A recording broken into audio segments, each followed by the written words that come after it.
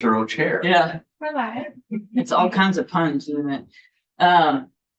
Okay, this is Senate Institutions. It is March 19th. And we have with us today Wanda Manoli, who's the Commissioner of the Department of Buildings and General Services. And we are going to be going through H50 as it is in our committee now. And that's an act relating to identifying underutilized state buildings and land. So, Commissioner, you want to take it from here? I'll be happy to. So, good afternoon, members of the committee. H50, as you know, was introduced in House Institutions and Corrections. And the purpose of the bill was to really, the committee was working on getting a broader inventory, a consolidated one location inventory of all state property, not just BGS property, but property that sits with the Agency of Transportation, with ANR, so all property held. And in working with the committee, the bill was much more expansive, and it was really laying out some specific items and then to report back to the legislature. I did present that in current statute, I'm already directed to collect this information, and we do. I apologize, I did not bring a copy with me. But we every July issue what is known as the Buildings and General Services Space Book. And it is an inventory of all buildings that we own, that we operate, that we lease, in the location where they are, what the occupancy is, net square footage, gross square footage, because that document is also used to help establish the fee for space in assigning, because when we move people around, so it's broken down like AHS maybe in X amount of square feet owned and operated by Buildings and General Services. Statute allows the Commissioner of Buildings and General Services through a form, collect other property and buildings not under our jurisdiction. And so working with the committee, because they have different, they're trying to identify underutilized space through this information and what is really vacant.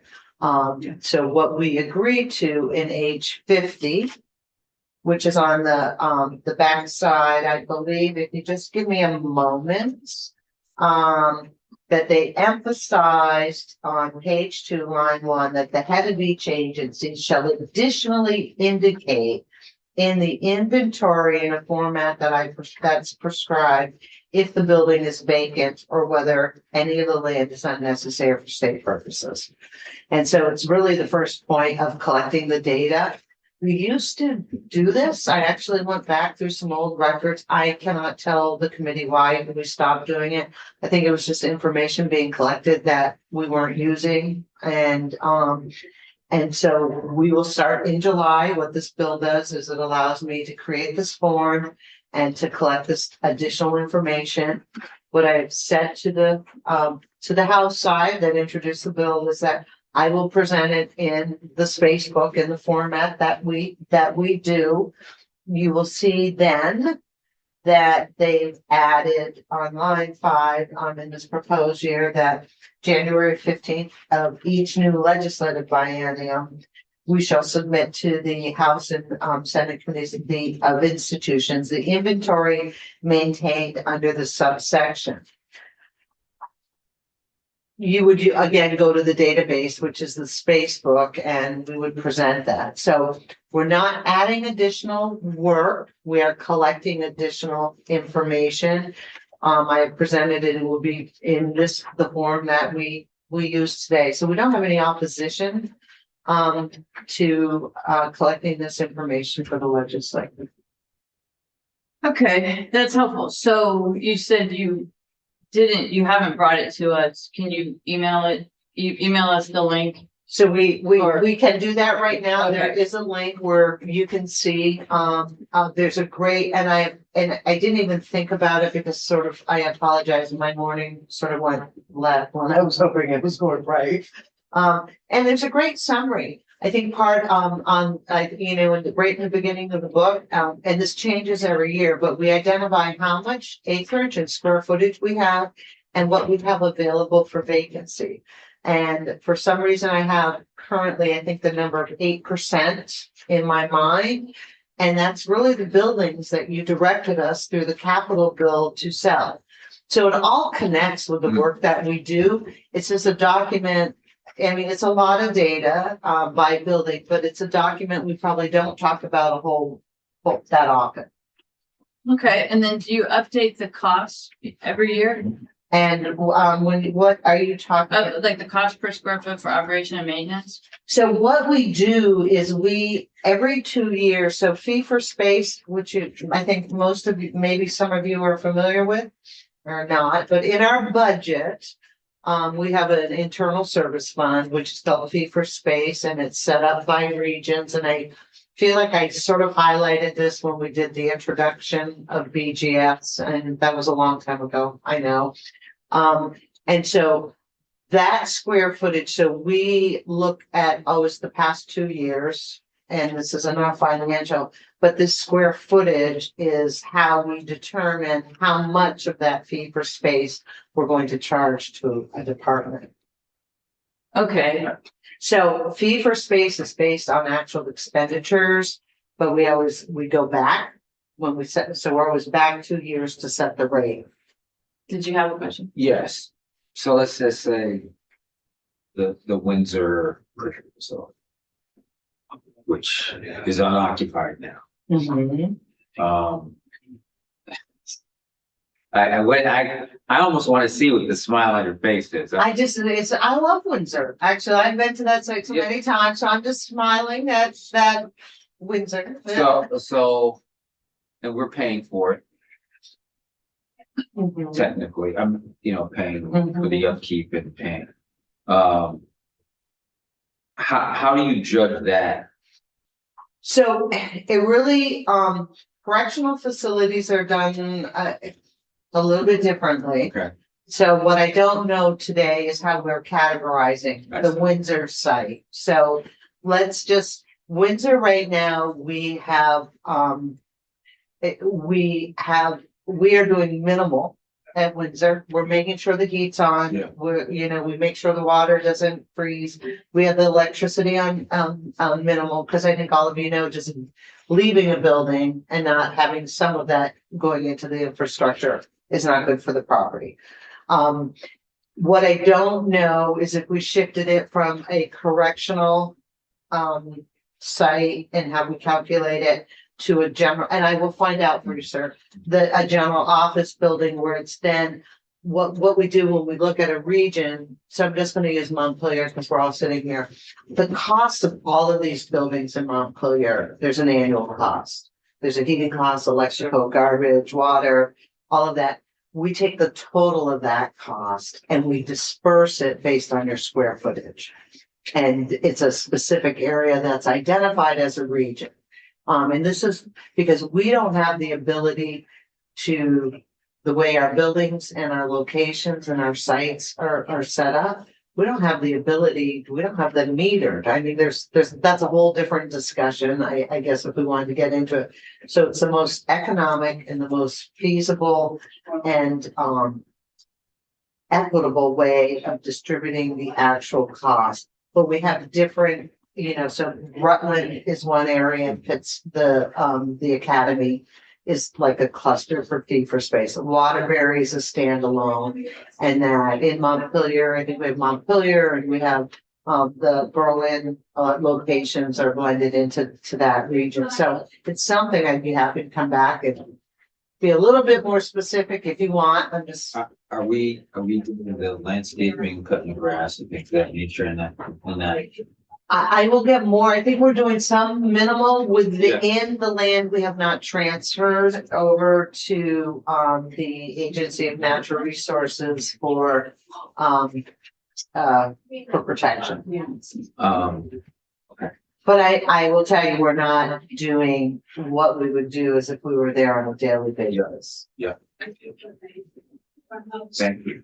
Okay, You're welcome. I'm sorry, did you have? Just looking at, the statute, so agency is defined in 165 as certain things, basically any executive or judicial entity. Does that cover everything that's needed? And it excludes the non-state colleges? Yeah, so I'm looking, I brought with me, and I have 29-165G, which is the head of each agency shall prepare and forward to the commissioner of BGS. Is that the same one you're referring to, Senator? No, I'm referring to subsection A of 29 VSA 165. It defines agency, Mm-hmm. and it's kind of strange. It defines agency, and then I think it separates judiciary and other elected officials. I don't have it in front of me, Yeah. so. So I guess my question is, did you look at that and there's anything in there that you should be in there or should not be in there? I think that's a great question, and I actually use the statute that you're referring to, 165 in totality, to say I have the authority to already do this, and let's keep it in the methodology in which we do. And I think that's where they wanted, the House clearly wanted to add clarity on line 1. And really emphasize shall. In place of, I think, does it say may? I think it says may in that language. In, Previously? in G, I don't know which language, it says the head of each agency shall prepare and forward to the commissioner, but that's already existing language. I believe. That's already existing language. And there was just, I can't speak to the committee why they wanted to emphasize that, but I think that section of the law gives me the authority to do what they're asking me to do. And the language that is before you is just really reiterating that I do it and that I report back on it. And this my sort of follow-up might be more of a question for the other agencies, but this adds language to it, whereas it was just buildings before. That is correct. And had you been doing language? So I found one document, that was in the 80s. For some reason, we had the acreage. So Okay. there's definitely, but obviously time has changed. Secretaries, commissioners have changed. I can't speak to that, but I do have some documents that, that are there that show where we did it and when we did it, then we stopped and then we came back. My sort of follow-up question is, any of these other agencies, have they balked at the idea of having to do this annually and add? So I have not gotten to deep detail or discussions with them. It would be the form and it would be, so I know right now the Agency of Transportation and the Agency of Natural Resources already have their inventory. So I'm hoping to work with them, that inventory and data is transferred. And that might be something that you want to talk about or look at, is how do we get that information so it's in one place? If members of the legislative body in this report look at that information and decide that they want to know more about a piece of property, I will not be the expert on testifying, should transportation use that land or why does A&R use that land? I'm the conduit to collect the data into one place. And I will be the expert on our property. Okay, are you good? So y'all know, so the Spacebook is existing BGS properties? Yes, And you're going to add transportation and A&R and possibly others? and others. We do have some of the correctionals already in there, but yes. Okay, and then, I just have a question. So the cost per square foot for operation and maintenance, that's your operation, right? That is, yes. Like that the is- bill, because I was thinking, I'm interested in your former job with the, new data, systems, that there's an operational cost there. Because now we're paying on a monthly annual basis rather than having, rather than owning. So that I'm interested in finding those costs, but those would probably be somebody else. At this point. Absolutely. So and just to make sure, so I was talking fee for space, which is a formula in I understand. statute. Oh, So, that's important. Okay. yes, which has nothing to do with the operational or maintenance cost of an organization's overall operation. Okay, And so what you're referring to is, in the budget. And I believe that I'm confident it's been presented. There is a contract, that outlays, what, the annual operation and maintenance of that system yes, is. yes. And that should be in the budget. And they should be able to identify, it's also in the contract, the way we entered into that contract. I had implementation, and then at certain points, we start to pay. When we rolled out phase one, we had a small increase in our operation and maintenance for the system. Okay. Then phase two, and then this last phase they're rolling out will be the peak, and then the contract speaks to what it does. I will tell you, Madam Chair, I entered into a contract as Commissioner of DMV to have the highest end O&M contract. And you have to understand what comes into the O&M Mhm. because every company does it a little bit differently. And the contract that I agreed to as commissioner that entered into has, I'm starting to forget some stuff, so I will tell you. I believe it's 10 years of automatic upgrades of software and systems, and they're done annually. Sometimes you have IT contracts that you buy it and then you have to make a decision if you're gonna upgrade to their next version. We did an all-inclusive version on upgrades because in the world of DMV, things change. Mhm. They do the work. We work as a partner in the, oh, I don't work there anymore. When the state works as a partner in upgrading.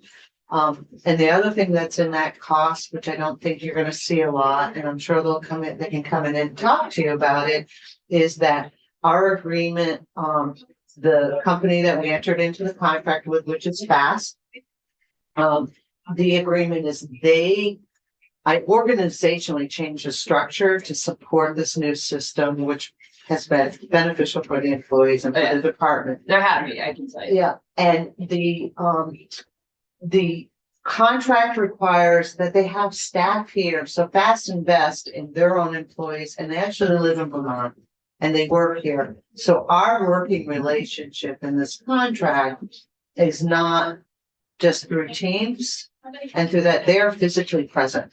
And they become embedded into the department.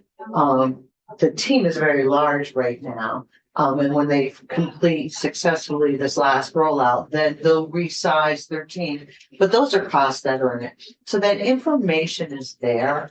And it is in the contract. Okay, that's great. That's perfect. Yeah. So did I do a sales pitch, ma'am? No, that was good. No, it was fun. It's good for now. Oh, there's a little bit of passion in that. No, I hear good things. I mean, I'm in transportation in the morning, so yeah, that's what Yes. and we talked about it, and it's all good.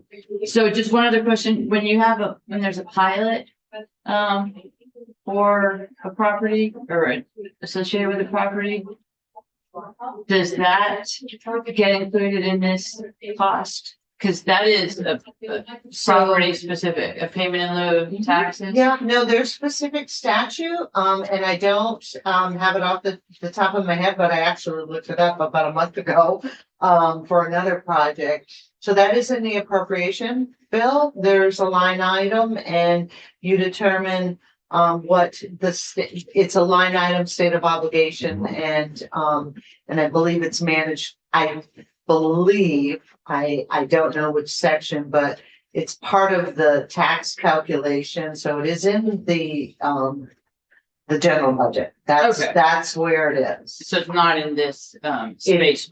No, actually, the space book is only data. Right. And well, there's some financial data, but not that kind of financial data. I mean, I would call cost the financial. Where are you seeing that, Madam Chair? In G, Okay, so thank you. Let me just. line 19, cost per square foot for rent, cost per square foot for operation and maintenance, and the source of funds for rent, operation and maintenance.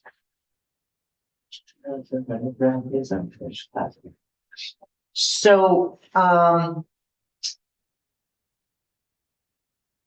yes, I think that's part of the fee for space. I'm trying to visually see the space book right now and seeing how do we, I think we do an average. I don't think the book lists all of this. I think it's done in another location. So I want to confirm that. Okay. I see how you're reading that. So I would just like to kind of go back and apply that holistically in 165. We do collect this cost and we use it for fee for space, but it's not in the space book. Perhaps. Perhaps I should evaluate that. I would like to come Now back your with you on merging that. capabilities, hopefully your current system can handle this. Okay, that's all The this, spreadsheets, good pencils. that's all the questions I have. Anyway, I guess that kind of brings up one more for me in Okay. terms of those reports. So I think so the inventory has to include these certain things. Will that include the information for land? So I think, and what I'm recalling, and I have not gone through this, is that the inventory in the form is collecting it. It's really where's the data going and how's it stored. So I would feel much more comfortable to go back and just confirm exactly where we're collecting it and where we're placing it. And that will include that. Because I'm sort of sitting here saying, I believe, I'd rather get specific for you. If you're okay with that. yeah, was your question, I just want does to it make, include the land? yeah, I just want to make sure that whatever the agencies give. So the land, so currently, the land under BGS jurisdiction is in there. Okay. It's the land from, we shall, if we're going to collect it from other agencies, we can include it. What I think there's another section of law that may have said may, and I don't have it in front of me. And that's why the committee was so specific, because they're saying, we want this now a part of the data. Yeah, in line 9, where it says shall maintain an inventory of all state-owned buildings and land was added. Yeah, And my interpretation of that is that it could be that you have a site that has buildings and land, but I believe vacant land is also asked to be on this, in this. well, list. they want us to specifically point out the vacant land. So I'm Yes. collecting the acreage. So when you look at, for example, the acreage report, it may say I'm just gonna Waterbury, and I'm truly making this up, and this is 50 acres. Yeah. You have to know to go back in the book to say, well, on that 50 acres is actually this building, this building. So they're really trying to get me, they want the data broken down more specifically to say, yes, in Waterbury, there's 100 acres and 20 of those acres have it's just raw land. Yeah. Are you gonna be able to link it to like a GIS thing? What I need to do is that we started this and we collect this information really to support another thing. I need to be able to look at that. Yeah, I mean, obviously, if I could link it and if we could get the data from the other entities to feed in, that would make absolutely the most sense. yeah, But how we're putting the space book together now is very manual. We have sort of this history and I think it's multiple spreadsheets. It's not a database. So I have to take all of that into consideration. And if I have a problem with it, I will be back next year saying I couldn't do it because the system doesn't support it. okay. Okay, and when we're ready to consider this, we'll have you back. Okay, and I will just look at a couple of those other things for you. Okay. All right, Anything else? I'm good. Everybody good? Yep. All right, thank you very much. Thank you. Have a great week. Thank you, you too. I think we're halfway through. After through what? Our 4-day week that feels like 10 days. Oh, yeah. In a good way. Okay, so that is all we have on our agenda. Anything else anyone wants to talk about? You got a lot to do today still. Yes, we do. The floor was a long floor, so, It was. Okay, and it's still cold on that side of the room. I know. Or it's cold again. It was warm and then it Well, got. he went out and did something with the temperature, so hopefully, but as soon as that happens, it's gonna get warm. Right. And as soon as that happens, it's gonna get like, next week, it's like 30 all week. And it's a new system too. So Yeah. they're working out the kinks and I'm sure they will get it fixed.